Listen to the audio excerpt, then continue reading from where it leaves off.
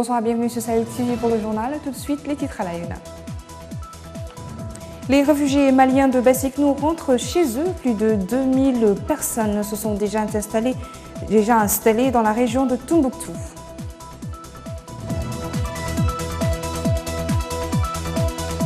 Suite du conflit social à la SNIM, la société industrielle et minière fait de nouvelles propositions aux délégués de son personnel.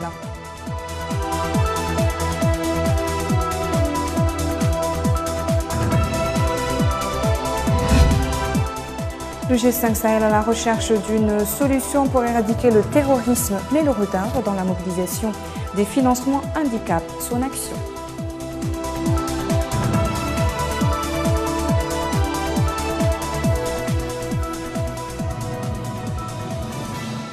Bienvenue à vous si vous nous rejoignez sur Sahel TV.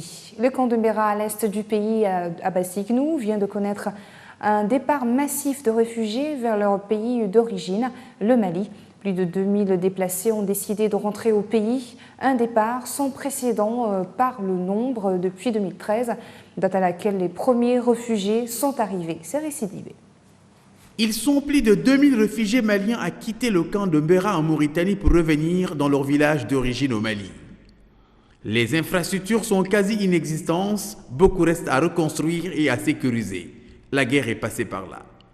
C'est une étape importante vers la réconciliation, selon les autorités maliennes. Et ce retour des réfugiés, ça représente un peu le retour progressif de la paix, un pas très important dans le cadre de la réconciliation, parce que les réfugiés n'ont plus l'état d'esprit qu'ils avaient en 2012 et quelques mois après, et il y a quelques années. Aujourd'hui, c'est un état d'esprit allant vers l'apaisement, vers la cohésion sociale. Et cela veut dire que tous les efforts entrepris par le gouvernement malien et ses partenaires dans le cadre du retour de la paix, de la cohésion sociale, de la réconciliation, est un acquis. À Mbera, les réfugiés maliens n'étaient pas bien évidemment contents de leur situation. Mais ils étaient au moins en sécurité et jouissaient de l'attention des autorités mauritaniennes et de la communauté internationale. Selon cet expansionnaire du camp de Mbera, la vie y était difficile. C'était une véritable galère. Pour retrouver de l'eau, il fallait faire la queue. Tout ça n'est que mauvais souvenir. À la faveur des accords de paix de 2015, un calme précaire est revenu au Nord Mali. Certains ont fait le retour avec la peur au ventre, mais jamais un nombre aussi important n'a décidé de faire ce comeback. Il y a un développement positif, c'est le retour d'environ 2000 réfugiés dans la commune de Gargando et particulièrement dans le village de Koigoma. La MINUSMA, avec le HCR en particulier, a beaucoup travaillé pour faciliter ce retour. C'est un résultat tangible de nos activités de terrain, car avec les fonds de la MINUSMA, le HCR a financé un forage qui a été un élément important dans la décision de revenir pour ces gens. Ce retour est encadré à la fois par les autorités maliennes et onisiennes. C'est assurément le motif d'assurance pour ces ex-réfugiés du camp de Mbera. Hantés par le mal du pays depuis 2013, la décision d'y revenir était une énigme au quotidien.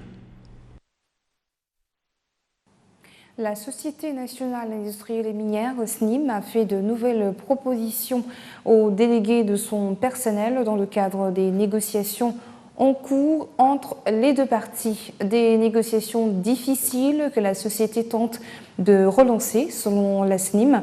L'offre faite est la seule possible dans la conjoncture actuelle, alors que les délégués demandent une enveloppe plus importante à même de satisfaire une partie des doléances des travailleurs. La proposition de la SNIM prévoit l'octroi à chaque travailleur un montant de 20 000 ouguiyas, en plus d'une augmentation de 20% de la prime de production pour le mois de mai, si celle-ci atteint le plafond de 950 000 tonnes. Toujours dans le cadre de cette proposition, la mobilisation de 60 000 ouguiyas pour la couverture sociale répartis sur différents chapitres et la distribution de reliquats aux travailleurs. Les délégués ont estimé à 3 500 ouguiyas la part qui reviendrait à chaque travailleur. La SNIM a convoqué les secrétaires généraux des sections minières des différentes confédérations syndicales au niveau de Zouérat pour une réunion afin de tenter de relancer de nouveau les négociations.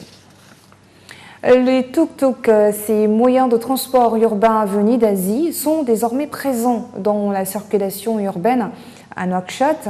Beaucoup de citoyens les utilisent en lieu et place des taxis traditionnels. Retour à CRSDB.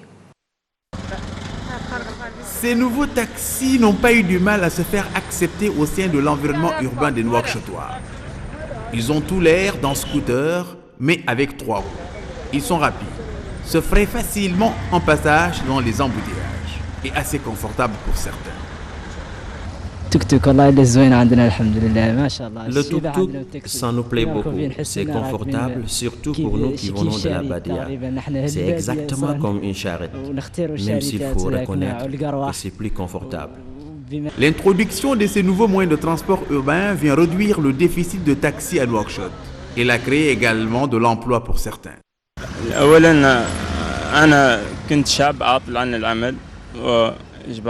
J'étais au chômage, je me suis engagé comme taximan de ce nouveau moyen de transport.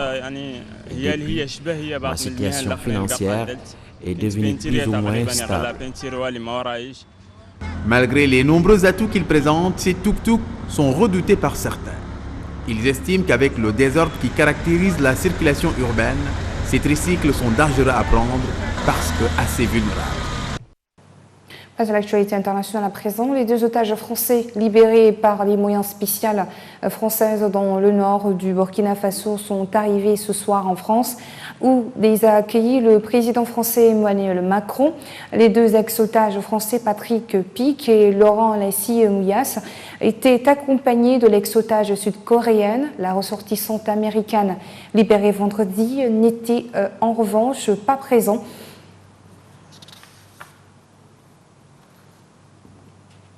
Ils étaient enlevés le 1er mai dernier pendant un séjour touristique au Bénin, pays jusqu'à-là épargné par l'insécurité en Afrique de l'Ouest.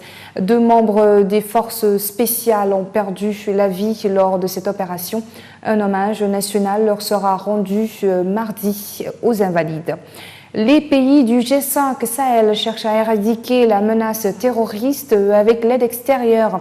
Les partenaires au développement de l'organisation sous-régionale multiplient les initiatives pour mobiliser les fonds nécessaires à l'opéralisation de la force du G5 Sahel. La dernière en date était le mini-sommet de Ouagadougou le 1er mai dernier. Sid Ahmed Bilidatou. Les pays du Sahel, leurs voisins et leurs partenaires restent préoccupés par l'insécurité grandissante dans cette région de l'Afrique, à l'épreuve des attaques terroristes à répétition et recherchent par tous les moyens des solutions pour son éradication. La question a été au menu du 1er mai dernier dans la capitale burkinabé, Ouagadougou, lors du sommet extraordinaire du G5 Sahel, le regroupement du Burkina Faso, du Mali, de la Mauritanie, du Niger et du Tchad. Le sommet, quoique régional, a vu la participation de la chancelière allemande Angela Merkel aux côtés des présidents des pays membres du G5 Sahel qui appellent constamment à l'aide internationale. La séance de travail avec Mme Merkel a été couronnée d'échanges forts enrichissants, a commenté le président burkinabé Roch Marc Christian Kabore, se réjouissant du renforcement de l'appui allemand aux efforts de sécurisation. L'Allemagne a annoncé une aide de 46 millions d'euros, environ 51,7 millions de dollars, qui devra nous permettre de mieux prendre en charge les questions sécuritaires au nord et à l'est de notre pays et conduire des actions qui aideront à renforcer la résilience des populations dans ces zones, a-t-il souligné dans un communiqué publié par la présidence du Burkina Faso. La chancelière allemande a pris la mesure de la menace terroriste qui ne cesse de s'accroître dans le Sahel et reconnaît qu'il y a urgence pour des actions concertées qui vont au-delà des seuls pays du G5 Sahel. Les efforts du G5 Sahel se renforcent toujours et un projet de manuel de bonnes pratiques en matière de résilience communautaire face à la radicalisation et à l'extrémisme violent a été soumis à un atelier régional pour sa validation le 7 mai dernier à Nouakchott en Mauritanie. La mobilisation semblait forte hier au départ du cortège des manifestants algériens. Plusieurs rues autour de la grande poste d'Alger étaient noires de monde et la foule continuait de converger vers ce bâtiment emblématique du centre de la capitale, devenu le point de ralliement de plus de 2 mois de manifestations. Peu après la fin de la grande prière hebdomadaire, La mobilisation a été forte et stable à Oran, Constantine et Annaba, ainsi qu'à Tizi Ouzou dans la région de Kabylie au nord. L'agence de presse officielle APS a recensé plus de manifestants dans au moins 31 des 48 régions du pays. Le Pentagone a annoncé hier l'envoi au Moyen-Orient d'un navire de guerre transportant des véhicules, notamment amphibies, et d'une batterie de missiles Patriot s'ajoutant au déploiement dans la région d'un porte-avions au Moyen-Orient.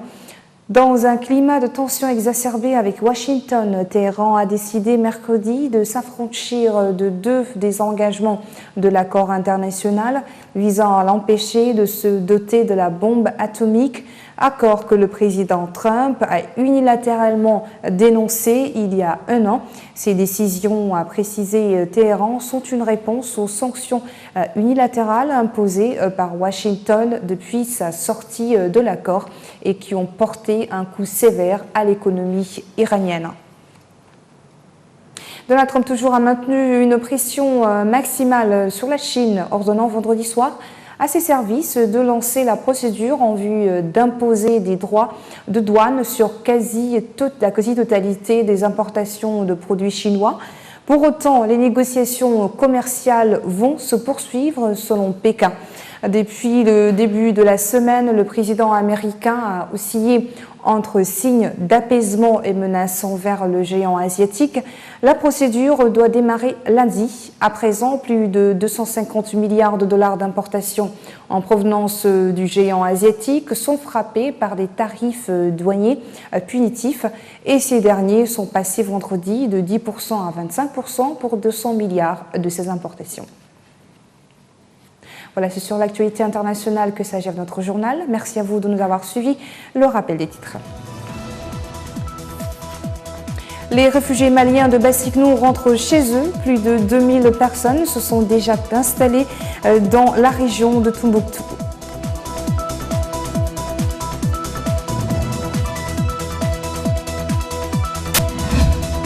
Suite du conflit social, la SNIM, la Société industrielle et minière, fait de nouvelles propositions aux délégués de son personnel.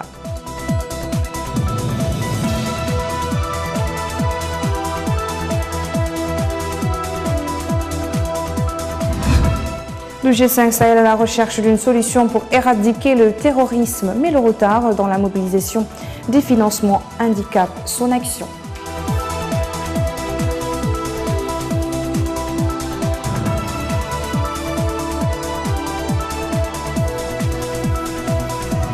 Merci et très bonne fin de semaine en compagnie des programmes de Sahel TV. Bonsoir.